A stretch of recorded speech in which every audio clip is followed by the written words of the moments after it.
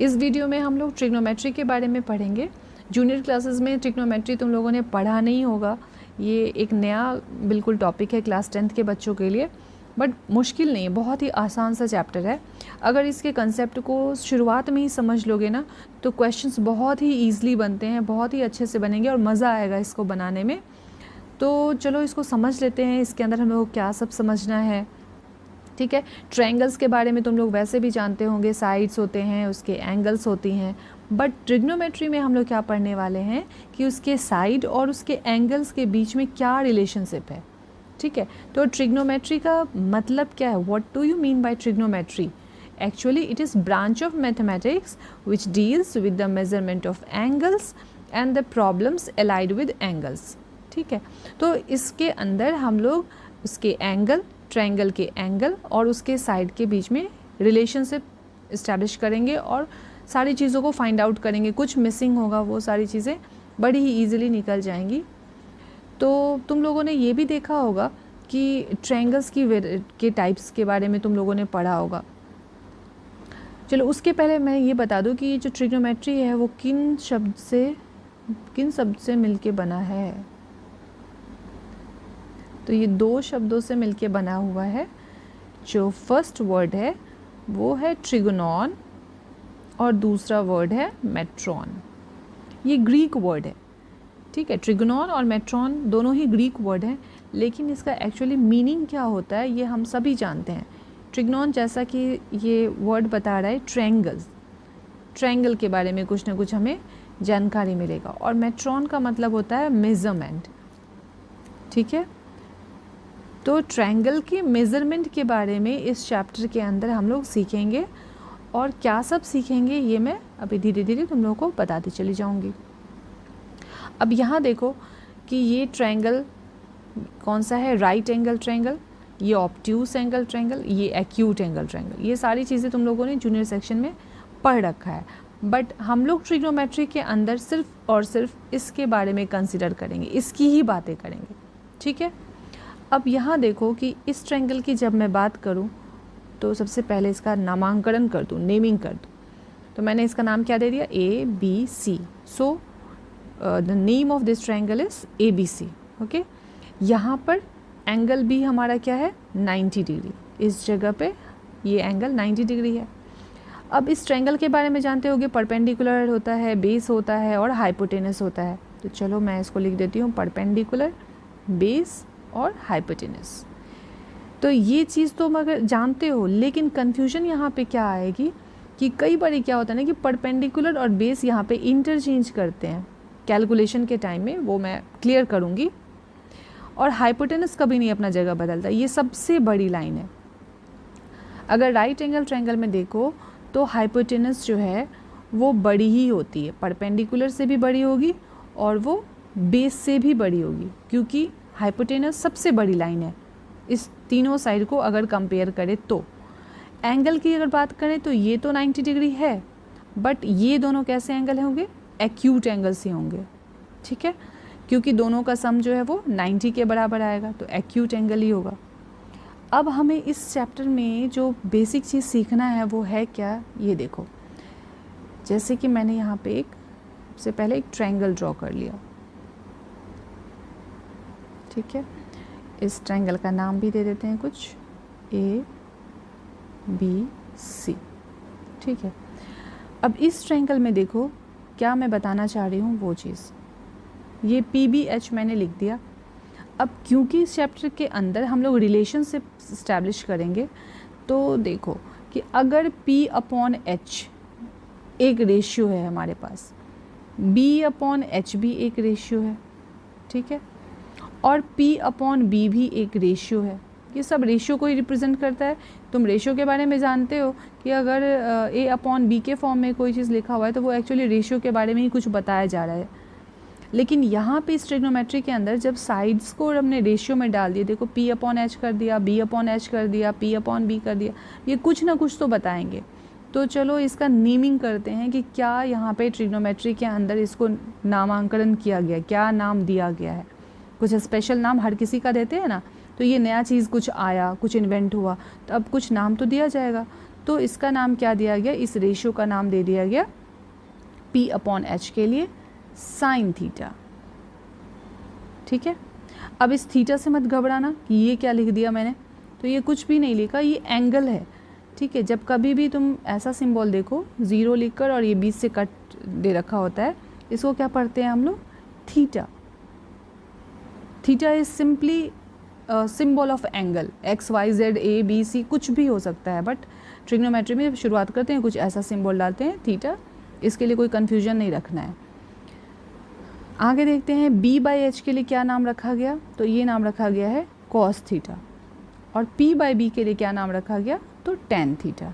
ठीक है, तो sine theta, cos theta, tan theta, ये क्या है, तो रेशियो है। किस चीज़ के रेशियो है, तो साइड के ratio, perpendicular upon hypotenuse, base upon hypotenuse and again perpendicular upon base. ठीक है, ये तीन चीज़। लेकिन यहाँ पे एक चीज़ और समझो कि क्या एक्चुअली जब ये नाम इनका रखा गया था, क्या ये यही था या छोटा नाम है या फिर क्या था, तो ये भी चीज़ जान लो कि साइन थीटा जो यहाँ पे लिखा गया है, जो मैंने अभी लिखा है, वो पूरा नाम ऐसा होता है साइन थीटा, SINE, लेकिन हम लोग पूरा नहीं लिख के it is written as SIN only, और ये थीटा लगा होता है। ठीक है, फिर मैंने क्या लिखा था, कॉस थीटा भी लिखा था, तो क्या कॉस थीटा ही है या कुछ और है ना, तो यहाँ पे ये भी बता दूँ कि कॉस थीटा नहीं होता, ये इसका पूरा नाम क्या है, कोसाइन थीटा। देखो इतना बड़ा नाम है तो टाइम भी तो लगेगा ना, इतने बड़े नाम को लिखने के लिए मैथ्स भी करना है, फटाफट कैलकुलेशन भी करना है, तो सिंप्लिसिटी के लिए इसका छोटा नाम डाल दिया गया है, क्या, कॉस थीटा। छोटा हो गया, टाइम भी थोड़ा कम लगेगा। उसके बाद दूसरा चीज़ मैंने क्या बताया था, टैन थीटा, तो टैन नहीं है, ये एक्चुअली कौन है, टेंजेंट थीटा, और इसको हम लोग सिंपली छोटा सा देते हैं टैन थीटा। तो ये तो है घर के हेड, ट्रिग्नोमेट्री में जो शुरुआत हुआ रेशियो की जो बात चली, ये तो हेड है, घर के हेड है।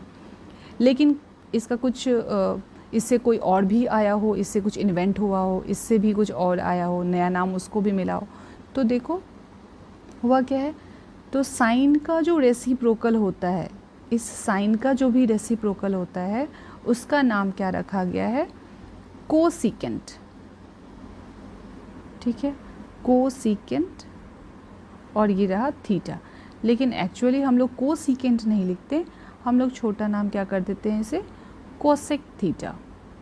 ठीक है, ठीक इसी तरीके से जब इसकी बात करते हैं, कोसाइन की बात करते हैं, तो इसका भी रेसिप्रोकल मौजूद है, तो इसके रेसिप्रोकल को क्या कहा जाता है, सीकेंट।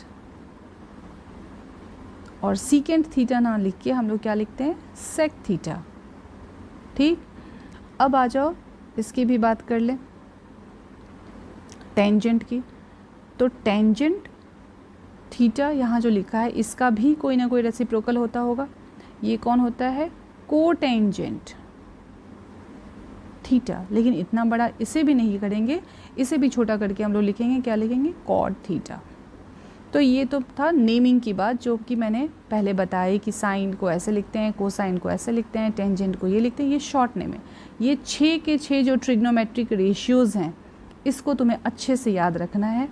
एक चीज़ और इसी में मैं बता दूं कि साइन थीटा के लिए जैसे मैंने बताया कि P/H के लिए ये था रेशियो, ठीक है। कॉस के लिए मैंने क्या बताया, B/H के लिए था। टेन के लिए क्या बताया था, P/B बताया था। अब मैंने देखो यहाँ क्या लिखा है कि कोसिकेंट किसका रेसिप्रोकल है, कोसाइन, साइन और कोसिकेंट एक दूसरे के रेसिप्रोकल हैं। तो साइन का जो हमने रेशियो लिया है P/H, वो यहाँ पे क्या हो जाएगा, H/P। ठीक उसी तरह कोसाइन का रेसिप्रोकल है सीकेंट, यानी कि B/H जो ऊपर हमने लिखा था, इसको अगर पलट दें तो क्या हो जाएगा, H/B। और टेंजेंट का जो रेसिप्रोकल है वो क्या है, कोटेंजेंट। तो P/B को अगर हम पलट दें, रेसिप्रोकल कर दें, तो क्या हो जाएगा, B/P।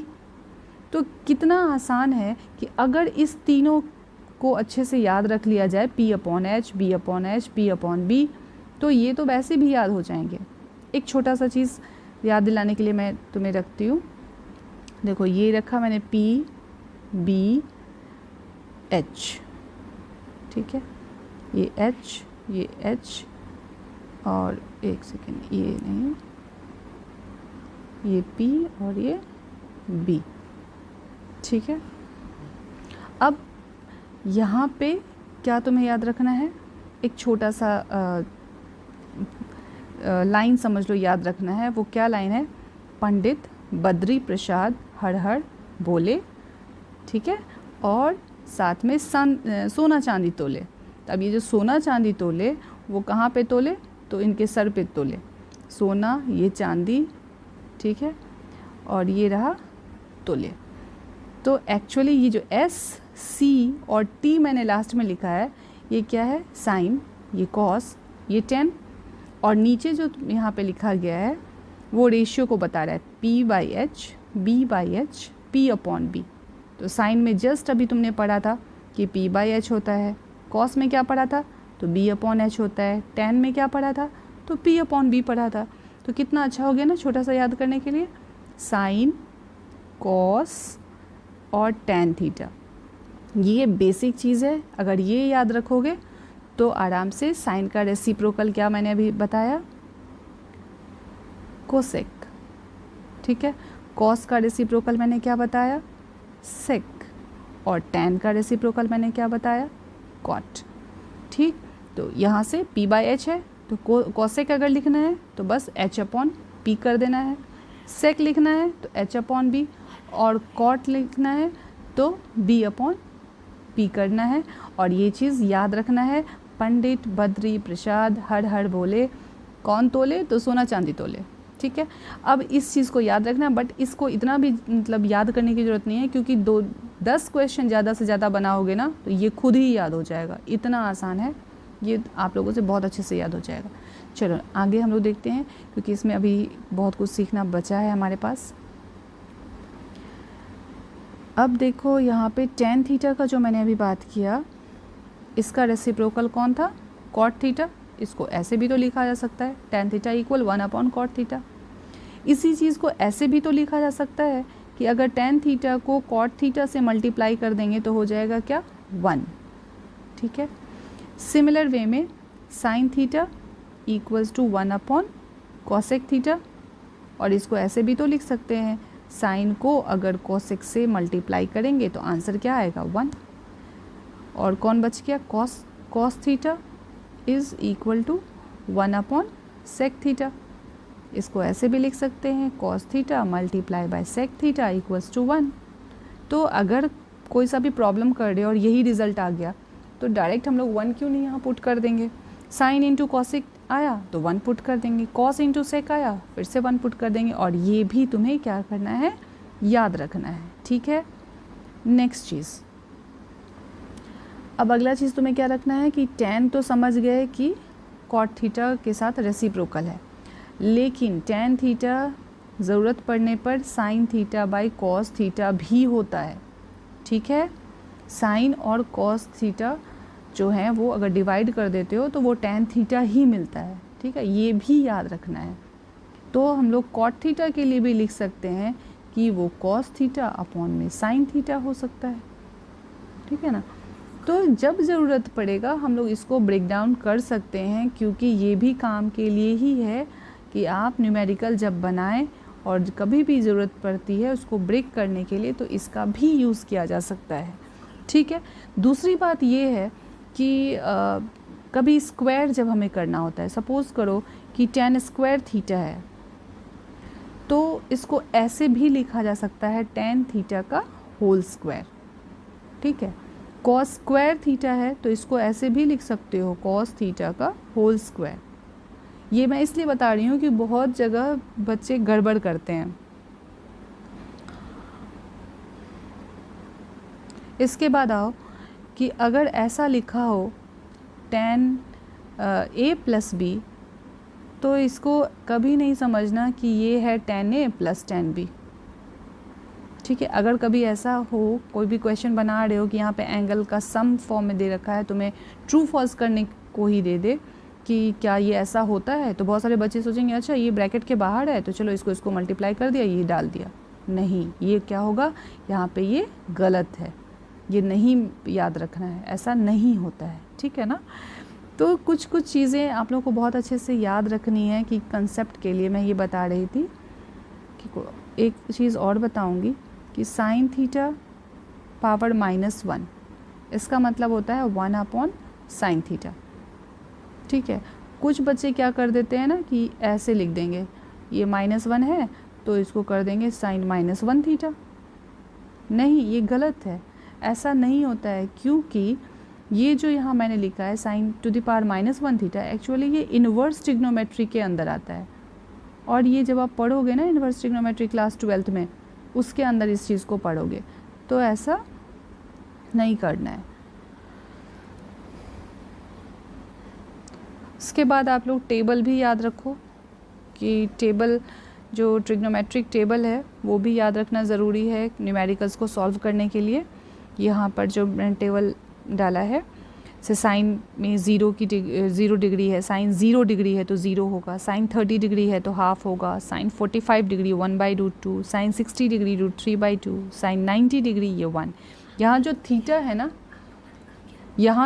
है ना, वो इसकी जगह पे 1 by 1 रखना है। ये 0 एक बार रखो, एक बार 30 रखो, एक बार 45 रखो, 60 रखो, फिर 90 रखो, सबका ये टेबल तुम्हें। अब इतना बड़ा टेबल देके घबरा नहीं जाना है कि अब याद कैसे होगा भाई, इसमें बस तुम एक लाइन याद रखोगे ना, ये पूरी की पूरी टेबल बहुत अच्छे से याद हो जाएगी, इसमें कोई दिक्कत नहीं है। मतलब बिना इसको लर्न किए बहुत अच्छे से याद होगा। तुम्हें करना क्या है कि ये सीक्वेंस तो तुम्हें याद ही होगा कि साइन कॉस 10 तो लिखना ही है, साइन कॉस 10, साइन का उल्टा लिख दो कॉसेक, कॉस का उल्टा लिखो सेक, और 10 का उल्टा लिखो कॉट।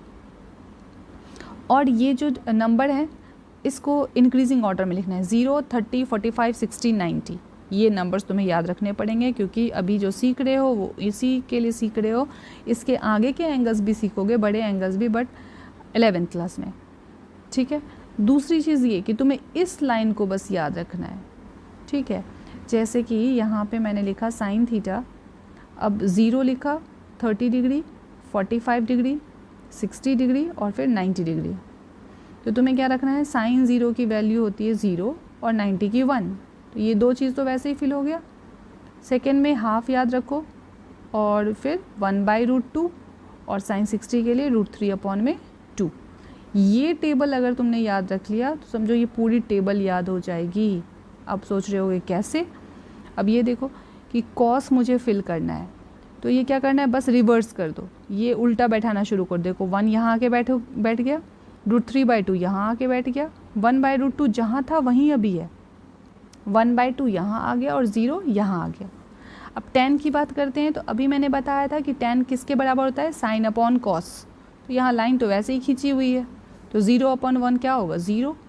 1/2 को जब √3/2 से डिवाइड करोगे तो 2 और 2 हो गया कैंसिल, हमारे पास क्या बचा, 1/√3। नाउ 1/√2 1/√2 कैंसिल आउट, क्या बचा 1।